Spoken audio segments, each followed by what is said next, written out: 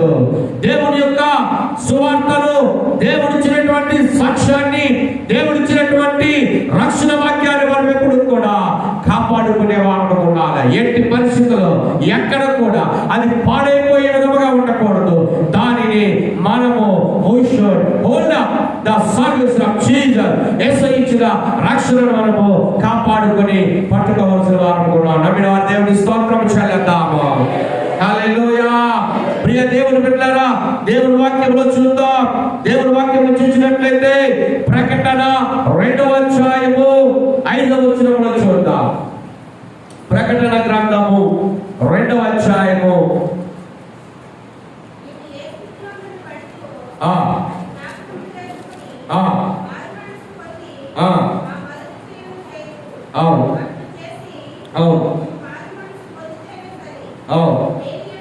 లేని యెడల నేను నీ యొద్దకు వచ్చి నీ దీపస్తంభమును దాని చోట నుండి తీసివేతును. అందరికీ దేవుని స్తోత్రం చెల్లిద్దామండి.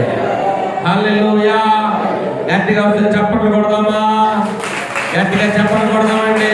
హల్లెలూయా. నువ్వు ఏ స్థితిలో నుండి పడితో అది జ్ఞాపకం చేసుకొని మారు మనసు పొంది ఆ మొదటి క్రియలను చేయు. దేవుని వాక్యం హెచ్చరిస్తా ఉంది. ఏ స్థితిలో నువ్వు ఉన్నప్పుడు ఆ దేవాది దేవుడిని జ్ఞాపకం చేసుకున్నాడు. రక్షణ లేకున్నప్పుడు, క్యాన్సర్ వ్యాధితో ఉన్నప్పుడు, లేకపోతే జబ్బుతో ఉన్నప్పుడు, సమస్యలతో ఉన్నప్పుడు, లోకమంతా చీకొట్టి ఉన్నప్పుడు ఆయన నిన్ను జ్ఞాపకం చేసుకున్నాడు. కాబట్టి ఈరోజు దేవుని మందిరంలో ఉన్నామన్న సంగతి మర్చిపోకూడదని ప్రభు నిన్ను హెచ్చరిస్తూ ఉన్నాడు.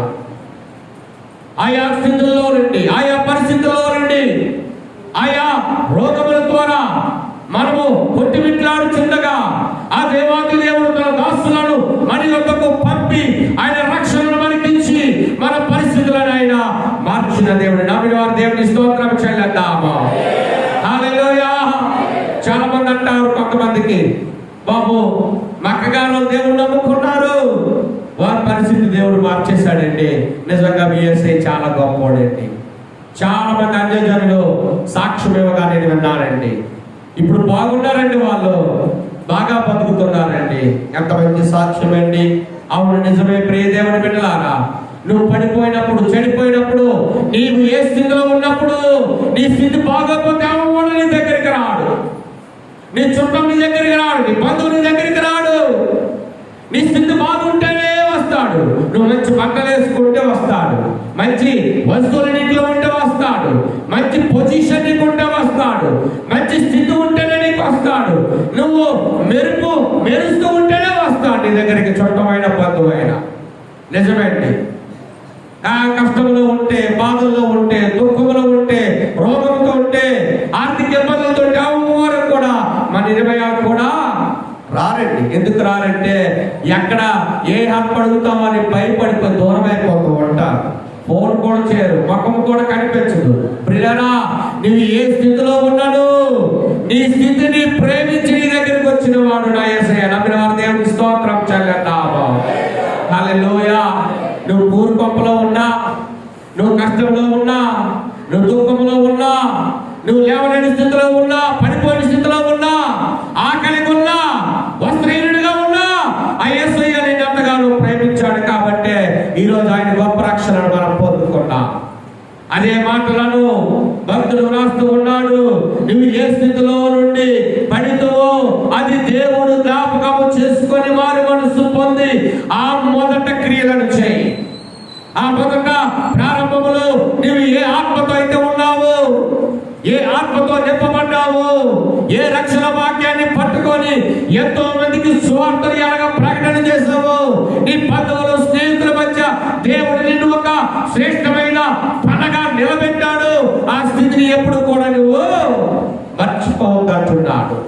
మర్చిపోవద్దు, దాన్ని జ్ఞాపకం చేసుకో. ఎందుకంటే నీ దేవుడు నేను ఎప్పుడు కూడా జ్ఞాపకం చేసుకుంటూనే ఉన్నాడు. నమ్మిన వారు చప్పట్లు ప్రభు నామాన్ని మహిమపరుస్తారండి. హల్లెలూయా. ఇంకంటున్నాడు, అట్లు చేసి నీవు మారు మనసు పొందితేనే సరే.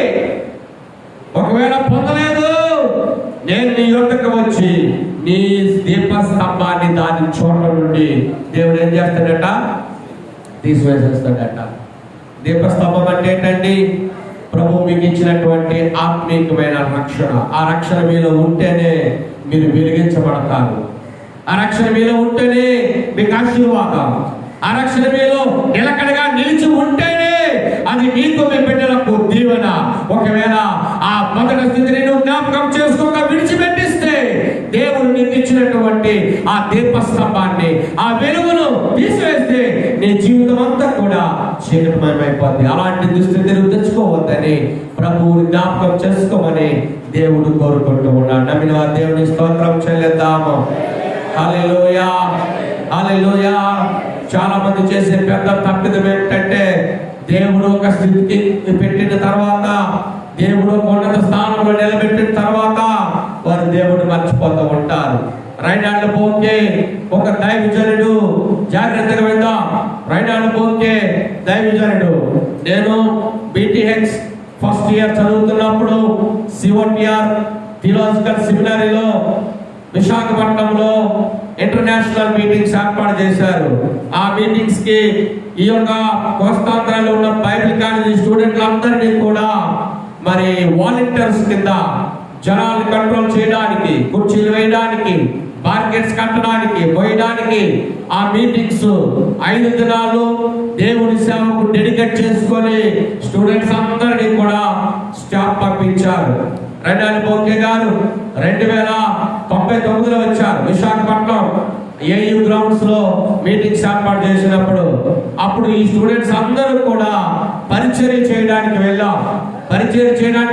పాలుభాగస్తులుగా ఉండి ఏం తిన్నామో ఎలా ఉన్నాం మాకే తెలియదు, కానీ ఆ వయసును బట్టి పరిచర్య చేస్తూ ఉన్నప్పుడు చాలా సంతోషము, తృప్తి కలిగేది. నిజమే, కొన్ని వందల మంది విద్యార్థులు, బైబిల్ ట్రైనింగ్ అవుతున్న విద్యార్థులు, వేల మంది విద్యార్థులు మరి ఆ యొక్క మీటింగ్స్ లో, ఆర్గనైజింగ్ లో వాలంటీర్స్ గా సహకరించడానికి ప్రభు మనలను నడిపించాడు. ఆఖరి దినమున సేవకులందరికీ ఆ దైవజనుడు, గొప్ప దైవజనుడు, ఇంటర్నేషనల్ సువార్థికుడు అయిన మరి అందరికి అభిషేకం చేసి బైబిల్ ట్రైనింగ్ అందరికీ కూడా కొబ్బరి నూనె పోసి అభిషేకం కూడా చేయడం జరిగింది. దేవుని స్తోత్రం కలుగును గాక. హల్లెలూయా. ఆయన సౌత్ ఆఫ్రికా దేశంలో, నేను చెప్పవలసిన మాట ఏమిటంటే, ఆ రైనాళ్ళు బోకే అనే దైవజనుడు సౌత్ ఆఫ్రికా దేశంలో 30,000 మంది పట్టే ఒక ఆడిటోరియంను ఆయన నిర్మించారట.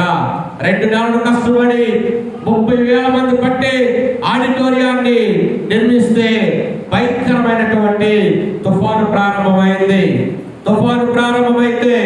ఆ తుఫాను మనకలా కాదు, ఇప్పుడు మన తుఫాను కూడా మారిపోయింది. భారతదేశంలో ఒకప్పుడు అమెరికాలో, ఇతరత్ర దేశాల్లో తుఫాన్లు వస్తే, సుడిగాలలో వస్తే ఈ కచ్చి పెరిగిపోయినట్టుగా కార్లు, మేడలు, బిందులు కూడా ఏమైపోతాయి?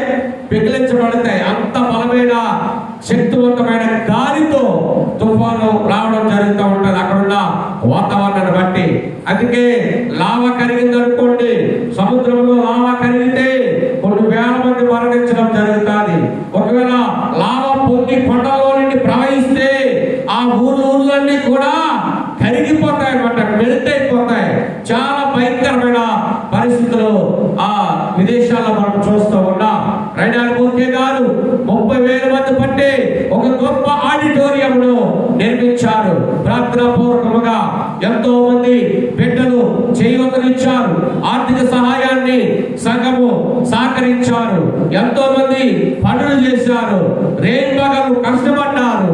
దేవుని యొక్క ఆడిటోరియం కట్టడానికి అక్కడ రైతులతో నిర్మించి ఏర్పాటు చేయడం జరిగింది. పెద్ద తుఫాన్ వచ్చింది. తుఫాన్ వచ్చేసరికి రైనాళ్ళు బోకే దైవజనులు ప్రభువును జ్ఞాపకం చేసుకుంటూ ప్రార్థన చేస్తూ ఉన్నారు. అయ్యా నాయనా, నీ మహిమార్థమై 30,000 మంది పట్టే ఆడిటోరియంను నేను నిర్మించడం జరిగిందని దేవుని సన్నిధిలో ప్రార్థన చేస్తున్నారు. తుఫాన్ ఎక్కువైపోయి ఆ బిల్డింగ్ మొత్తం, కట్టబడిన బిల్డింగ్ అంతా కూడా నేలమట్టం అయిపోయింది, కూలిపోయింది. దైవజనుడు చాలా చింతపడ్డాడు. అయ్యో, చాలా డబ్బు ఖర్చు పెట్టి, ఎంతో మంది శ్రమపడి నిర్మించినటువంటి ఈ ఆడిటోరియం కూలిపోయింది. ఈ దేవుని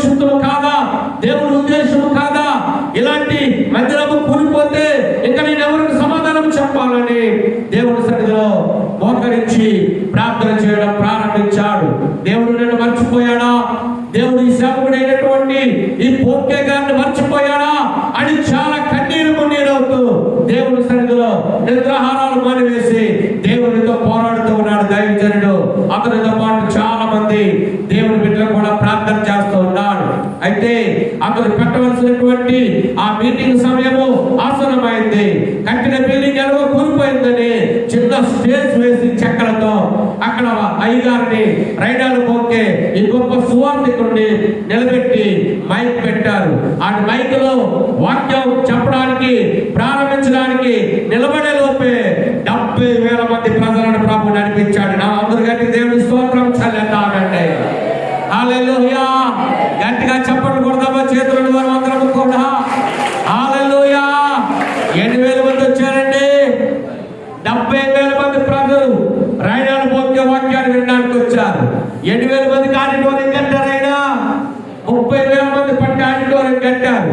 ఒకవేళ 30,000 మంది కట్టే ఆడిటోరియమే ఉండిపోతే మిగతా వచ్చిన 40,000 మంది ఎక్కడ ఉంటారు? ఉండడానికి అవకాశం లేదు. భయంకరమైన వాతావరణము. దేవుడు తన దాసులైన పోకే గారిని జ్ఞాపకం చేసుకున్నాడు కాబట్టి 30,000 మంది బిల్డింగ్ పడిపోయినా 70,000 మంది ప్రజలను ప్రభు నడిపించారు. చెప్పండి దేవుడు నామమున మహిమపడతామండి. హల్లెలూయా. దేవుడు మన జీవితంలో ఏది చేసినా మన మంచి కొరకు ఆయన చేస్తాడు. ఏది ఇచ్చినా మన మంచి కొరకు అనుకోవాలి. ఈ జోబులు పెట్టుకున్న ఒకవేళ ఒక పెన్ను ఒక అమ్మ నాకు కొనిచ్చింది పెన్ను, అయిగా మీ జోబులో పెన్ను పెట్టుకోండి ఉండాలండి. పార్కర్ కంపెనీ పెన్ను 300 రూపాయలు పెన్ను పట్టుకొచ్చి ఇచ్చింది. సంతోషం. ప్రార్థన చేశాను ఆ కొరకు. ఎందుకు చెప్తున్నానంటే ప్రియ దేవుని పిల్లరా, ఏదైనా పెన్నే కాదు, ఏది దేవుడు ఇచ్చినా దేవుడి కొరకు ఇవ్వాలా. ప్రభు మహిమార్థమే చేసినప్పుడు దేవుడి చిత్తము, దేవుడి ఉద్దేశము, మన కార్యము వెనక ప్రభు దాచిపెట్టి ఉంచుతాడు కాబట్టి ప్రభు ఎన్నడూ తన బిడ్డలు విడిచిపెట్టవాడు ఆయన కాదండి. నమ్మిన వారు దేవుని స్తోత్రం చెల్లిద్దాము. హల్లెలూయా. దేవుడు సేవకుడిని జ్ఞాపకం చేసుకున్నాడు కాబట్టి సేవకుడు ఆ పరిచర్యను ఆ తెలుగు 70,000 మందితో ఆ సువార్త కూడిక జరగడానికి ప్రభు సహాయం చేశాడు. ఈ రోజు దేవుడు వాక్యం వింటున్నా మన జీవితాల్లో ఎలాంటి పరిస్థితులు మనం కలిగి ఉన్నా మన పరిస్థితులను మార్చగలిగిన వాడు దేవుడు ఒక్కడే. ఆమెను చెప్తాం అందరం కూడా. మన స్థితులను మార్చగలిగిన వాడు దేవుడు ఒక్కడే. ఆమెను చెప్తామండి. మన జీవితాలను మెండైన మేలులతో నింపేవాడు మన దేవుడు. గట్టిగా దేవుని స్తోత్రం చెల్లిద్దాము. హల్లెలూయా. వందనం యేసయ్యా, వందనం యేసయ్యా, వందనం యేసయ్యా, వందనం యేసయ్యా. నీవు చేసిన మేలులకు, నీవు చూపిన కృపలకు, నీవు చేసిన మేలులకు, నీవు చూపిన కృపలకు వందనం యేసయ్యా, వందనం యేసయ్యా, వందనం యేసయ్యా. ఆమేన్. వందనం యేసయ్యా, వందనం యేసయ్యా, వందనం యేసయ్యా, వందనం యేసయ్యా, వందనం యేసయ్యా. బలహీనుడనైన నన్ను నీవెంతగానో బలపరచావు. క్రీస్తు మహిమైశ్వర్యములో ప్రతి అవసరము తీర్చావు. బలహీనుడనైన నన్ను నీవెంతగానో బలపరచావు. క్రీస్తు మహిమైశ్వర్యములో ప్రతి అవసరము తీర్చావు. వందనం యేసయ్యా, వందనం యేసయ్యా, వందనం యేసయ్యా, వందనం యేసయ్యా. నీవు చేసిన మేలులకు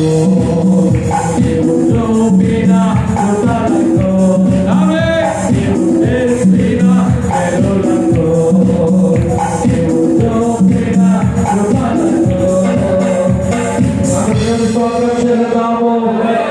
గట్టిగా చెప్దాము, ఇంకా గట్టిగా చెప్దాం. ఆడుకోలేని పన్నట్లుగా చెప్దాం. పండగ చేసుకున్న వాళ్ళకి తెలిసినట్లుగా చెప్దాం. గట్టిగా చెప్పడం ప్రభు నామమున మహిమపరుస్తాము. హల్లెలూయా. ప్రియ దేవుని బిడ్డలారా, మన దేవుడు మనలను జ్ఞాపకం చేసుకునే దేవుడు. ఆయన నువ్వు పడి ఉన్న స్థితిని జ్ఞాపకం చేసుకునే దేవుడు. నువ్వు దేవదశలో ఉన్నప్పుడు నిన్ను జ్ఞాపకం చేసుకున్నవాడు యేసయ్య. నువ్వు అనారోగ్యంతో ఉన్నప్పుడు నిన్ను జ్ఞాపకం చేసుకున్నవాడు నీ దేవుడు. ప్రియ దేవుని బిడ్డలారా, ఆయన ఎన్నడూ మర్చిపోయే దేవుడు అయినా కాడండి. అందుకు అంటాడు, నేను నిన్ను విడువను, ఎడబాయను, శాశ్వతమైన ప్రేమగా నేను మిమ్మలను ప్రేమిస్తానని అంటున్నాడు. నిజమే, మన దేవుడు మనల్ని విడిచిపెట్టేవాడు ఆయన కాడు. వాక్యం చూద్దాం. హెబ్రీయులకు రాసిన పత్రికలో నుండి 11వ అధ్యాయము 7 నుండి 9 వచనాలు చదువుకుందాం. హెబ్రీయులకు రాసిన పత్రిక అపోస్తలుడైన పౌలు గారు రాసినటువంటి హెబ్రీ 13 7 నుండి 9 వరకు. మీకు దేవుని వాక్యము బోధించు మీ పైన నాయకులుగా ఉన్నవారిని జ్ఞాపకము చేసుకొని వారి ప్రవర్తన ఫలమును శ్రద్ధగా తలంచుకొనుచు వారి విశ్వాసమును అనుసరించుడి. యేసుక్రీస్తు నిన్న నేడు ఒకటే రీతిగా ఉన్నాడు. అవును, యుగ యుగములకు ఒకటే రీతిగా ఉన్నాడు. నానా విధములైన అన్య బోధన చేత త్రిప్పబడకుడి. భోజన పదార్థములను బట్టి కాక కృపను బట్టి హృదయమును స్థిరపరచుకొనటం మంచిది. భోజనములను బట్టి ప్రవర్తించిన వారికి ఏమీ ప్రయోజనము కలగలేదు. నమ్మిన వారి దేవుని స్తోత్రం చెల్లిద్దాము. హల్లెలూయా, హల్లెలూయా. మీ పైన అధికారులుగా ఉన్న వారిని, వాక్యము బోధించే నాయకులైన వారిని, అనగా దైవదాసుని మీరు జ్ఞాపకం చేసుకోవాలి. దైవదాసులు చెప్పే బోధన జ్ఞాపకం చేసుకోవాలి. మీ ఇంట్లో ఏ మంచి శుభకార్యం జరిగినా దైవదాసులను జ్ఞాపకం చేసుకొని ఇంటికి పిలిచి ప్రార్థన చేయించుకోమని ప్రభువు వాక్యంలో రాస్తున్న మాటలేవి. ఎవరిని జ్ఞాపకం చేసుకోవాలి? మొదట మిమ్మల్ని మీరు జ్ఞాపకం చేసుకోమని ప్రకటన గ్రంథంలో చదువుకున్నాం. నీ పడి ఉన్న స్థితిని జ్ఞాపకం చేసుకో. ఏ స్థితిలో నువ్వు పడి ఉన్నావో ఆ స్థితి నుండి నేను లేపిన దేవుణ్ణి జ్ఞాపకం చేసుకో. రెండవదిగా నీ సేవకుడైన దైవజనుడిని జ్ఞాపకం చేసుకోవాలి. ఈరోజు ఎంతమంది జ్ఞాపకం చేసుకుంటున్నారు? ప్రియ దేవుని బిడ్డలారా, జ్ఞాపకం చేసుకోవాలి. దేవుని సేవకుని జ్ఞాపకం చేసుకునిట, దేవుని జ్ఞాపకం చేసుకునిటే నమ్మేవారు దేవుని స్తోత్రం చెల్లిద్దాము. హల్లెలూయా. అందుకే వాక్యంలో దేవుడు అంటున్నాడు, మీ పైన నాయకులుగా ఉన్న వారిని జ్ఞాపకం చేసుకొని వారి ప్రవర్తన ఫలమును శ్రద్ధగా తలంచుకొనుచు వారి కలిగిన విశ్వాసమును అనుసరించాలంట. గట్టిగా చెప్పడం ప్రభు నామమున మహిమపరుద్దాము. హల్లెలూయా, హల్లెలూయా. నానాయక అంటున్నాడు వాక్యంలో, యేసుక్రీస్తు నిన్న నేడు ఒకటే రీతిగా ఉన్నాడు. ఆయన మారిపోలేదు కనుక మీరు మారిపోవద్దు.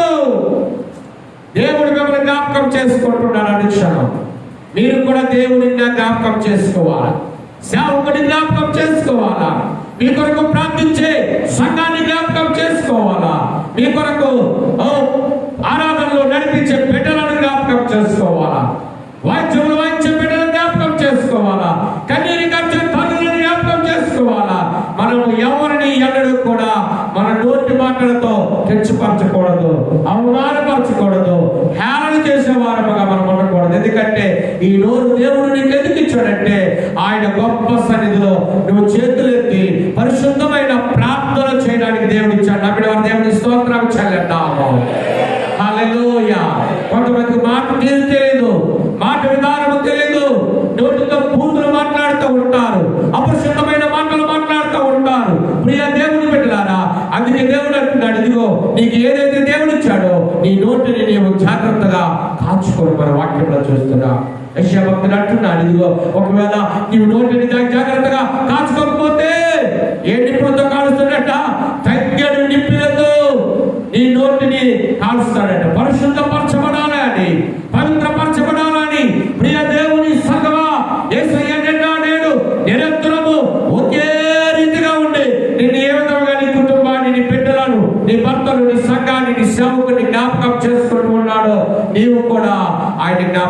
చేసుకోవాలి, సేవకుని జ్ఞాపకం చేసుకోవాలి, నీ పరిస్థితులను జ్ఞాపకం చేసుకోవాలి. ఇంకా వాక్యంలో చూస్తే వాక్యంలో అంటాడు, నానా విధములైన అన్య బోధల చేత త్రిప్పబడద్దు. దొంగ బోధకులు పెరిగిపోయారు ఈ రోజుల్లో. 7 చదివినాడు పాస్టరే, 10 ఫెయిల్ అయిపోయినాడు పాస్టరే, 2 పాట వచ్చినాడు కూడా పాస్టరే. దేవుని పిలుపు ఉండదు, దర్శనం ఉండదు, దేవుని అభిషేకం ఉండదు. బైబిల్ పట్టుకొని సేవకు బయలుదేరుతూ ఉంటారు, ఊరి మీద దయ్యాలని తెచ్చి ఇంట్లో వదులుతూ ఉంటారు. ప్రియ దేవుని బిడ్డలారా, దొంగ బోధకుల వైపు త్రిప్పబడద్దు. వాక్యం చెప్పబడుతుంది, నువ్వు ఎవరి వైపు చూడాలా? ప్రభు వైపు చూడాలా? దేవుని వాక్యాన్ని నువ్వు వినాలి, దేవుని వాక్యం విశ్వసించాలి. మీ సేవకుడు కలిగిన విశ్వాసమును బట్టి నువ్వు విశ్వాసంలో బలపడాలని ప్రభు కోరుకుంటూ ఉన్నాడు. ఇంకా అంటున్నాడు, భోజన పదార్థములను బట్టి గాక కృపను బట్టి. ఒక ఆయన నాకు తెలిసిన పాస్టర్ గారు గాజువాకలు ఉన్నాడు, ప్రతి వారం భోజనాలు పెట్టేవాళ్ళంట. ఆదివారం ఉన్నాడు, ప్రార్థన అయినట్టు, ఎందుకండి ప్రతి ఆదివారం మీరు భోజనాలు ఎందుకు పెడుతున్నారు, అందరికి ఎందుకు పెడుతున్నారు అని అడిగితే, భోజనాలు పెట్టకపోతే మీరు ఎవరో రారండి అని అన్నాడు. ఆయన అలా నేర్చుకుంటాడంటే, నువ్వు భోజనం పెట్టే పాస్టరే, నీ దగ్గర ఆత్మీయ ఆహారం వండించే శక్తి నీకు లేదనుకున్నా. ఆత్మీయ ఆహారం కడుపు నిండా పెడితే ఈరోజు దేవుడు అందరికీ సమృద్ధి ఆహారం ఇచ్చాడు. భోజనం ఎవరికి కొలువు లేదండి. సమృద్ధి కలిగిన ఆహారాన్ని అందరూ కష్టపడుతున్నారు. కష్టపడి ఆహారాన్ని కావలసినవన్నీ సంపాదించుకొని ప్రిపేర్ చేసుకుంటూ ఉన్నారు. భోజనం పెట్ట మానేశాడట, ఆయన మందిరానికి ఎవరైనా మానేశాడట. పిల్లరా, నేను ఒకటే చెప్పా, భోజనాలు పెట్టు, దూరం నుండి వారం నుండి వచ్చిన బిడ్డలకి ఆహారం పెట్టు, తప్పు కాదు. కానీ ప్రతి వారము నువ్వు భోజనం పెట్టి ఆహారం పెట్టి మరి ప్రార్థన పెట్టడం వల్ల వాటికి అలవాటు పడ్డ వాళ్ళు ఏమైపోతారు? అడవిలో వెళ్ళిపోయిన పావురాలు ఉన్నాయనుకోండి, అడవిలో వెళ్ళాలా, ఆహారాన్ని సంపాదించుకోవాలనే ఆలోచనతో పెద్దల కళ్ళు లేచి ఎగిరిపోయి వెళ్ళిపోతాయి. కానీ కొన్ని పావురాలు ఉంటాయి, మేతకు అలవాటు పడిపోయిన పావురాలు, ఎక్కడికి వెళ్ళలేవు. ఎందుకంటే యజమానుడు మాకు మేత పెడతాడు, మేము కష్టపడవలసిన పని లేదు, ఎగరవలసిన పని లేదు. అందుకే వాటిని ఇలా పట్టుకుంటే పావురంలాగా పావురం కూడా ఎగిరే పావురం కూడా ఏమైపోతామా, దొరికిపోతుంది. అదే కష్టపడి ఉదయాన్నే లేచి ఆహారానికి దూర ప్రాంతం వెళ్ళి సంపాదించుకోవాల్సినటువంటి పక్షి జాతి ఏదైనా సరే పట్టుకుంటే దొరుకు. మనిషి సవ్వడి శబ్దము అంత దూరం ఉండగానే ఎగిరి వెళ్ళిపోతుంటుంది. ప్రియ దేవుని బిడ్డలారా, అందుకే వాక్యంలో దేవుడు ఇస్తున్న శ్రేష్టమైన మాట, భోజనములను బట్టి ప్రవర్తించిన వారికి ఏమీ ప్రయోజనం కలుగుదట. మనం ఒక బలిపీఠం ఉన్నది, దాని సంబంధమైన వాటిని తీరుటకు గుడారములు సేవ చేయ వారికి అధికారం లేదు.